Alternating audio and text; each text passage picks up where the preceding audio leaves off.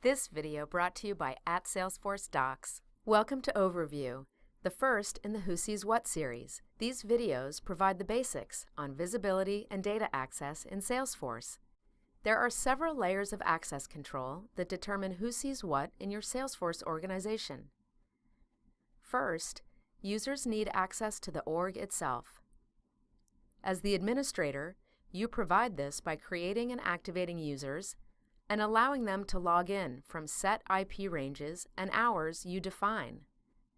Once in the org, you grant users access to objects at the profile level. For example, your salespeople need access to accounts, contacts, and opportunities, and your call center reps need access to accounts, contacts, and cases. The next layer determines which records users have access to. For example, the U.S. Sales Director needs to see the opportunity records in the U.S. region. And finally, there's field-level security.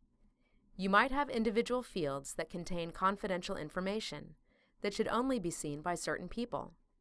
For example, a field that displays commissions should be hidden from our call center reps. Let's take a look at where these layers of access are set up within Salesforce. We're logged into our practice org, AW Computing, as the administrator. All the tools to give AW Computing the visibility and data access they need are located in Setup. Organization Access. To set up IP ranges, quick find Network Access or go to the Settings area to Security, Network Access. Here, we can set up a trusted IP range for AW Computing. Object Access. To get users started with access to objects, we'll create and assign profiles. Profiles are located in the Administration Setup area, under Users, Profiles. Here's a list of all standard and custom profiles. You can clone any existing profile, such as the standard profile, and use that as the basis for a new profile, adjusting the apps and system settings as needed. To assign a profile, go to the list of users, located under Users, and edit the user record. Here we'll assign the sales rep profile to Karen Adams by choosing it from the list of profiles. Record Access. To grant users access to records, we'll set up roles in a role hierarchy. Let's use the Quick Find box to find roles.